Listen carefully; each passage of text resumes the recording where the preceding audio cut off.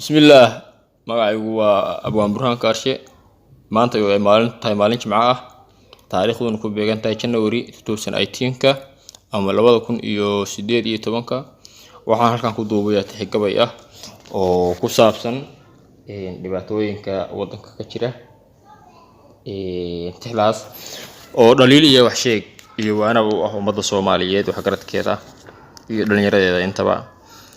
wuxuu yiri dhawaaq gabay rag baa dhihi yaqaan mana dhameeyaan dabba kuma hayaan oo jarbay kala dhacayaan dhowr eray markii ay dhahaan dhaliya deelqaaf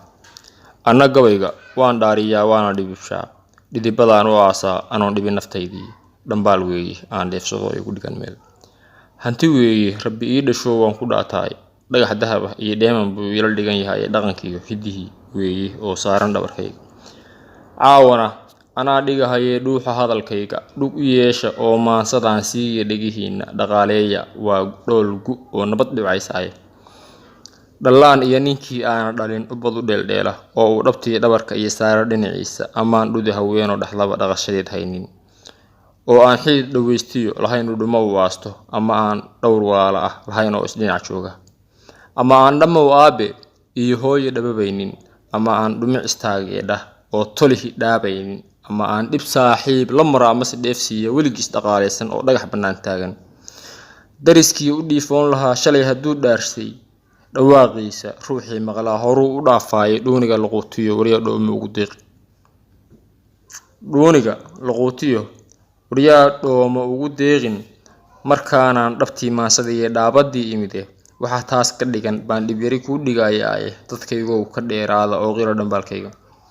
Soomaalidu dhig weeye iyo udubay dhaxtaalkii dhangad iyo ul weeye iyo dhilay lagu mariimaa waa dhay la Soomaalay iyo dhiishi lagu shubay dhubkaaga bidix weeye oo dhowr midigtii dhaayaha hadii ay middo dab kaamayso dhifta way u wada siman yihiin dhaawacna u dheere inkastoo ay dhashuumayso oon mid dhalaalaynin ilmo dhabanka qoysa bay tan kala dhab ugu deeqdaa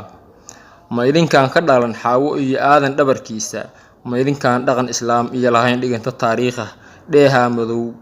iyo afwaanaga dhaxeeyay dhulka waan wadaagnaa ileen waa ku dhalanaaye inaan kala dhaqaaqnaa wale dhimasho weeyaane u dhumriya dhalaankiinu waa dhabar jabaayay u dhumriya dhalaankiinu waa dhabar jabaayay dhaxamoode hooyooyinkii dheemanka ahaaye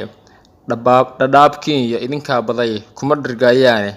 dhawaaqa rasaastiyo jugta dhoobtay milicdaas haddaad dhiilo nabadeed wadaan dhamac ma joogeene u dhimriya qaxootiga ku dhumay dhabanka ku muuqda dal dhaqaaqay oo dawladnimo dhidibadeed yeeshay dhuumaha shidaalka iyo warshada la isku dhaameelay dhaqaalaha hantida iyo amnigu ma aha dhaxalkoode waabay sidii dhahageel dhaxanta joogeen dhalinyaradu Soomaaliyeed waa laf dhabartii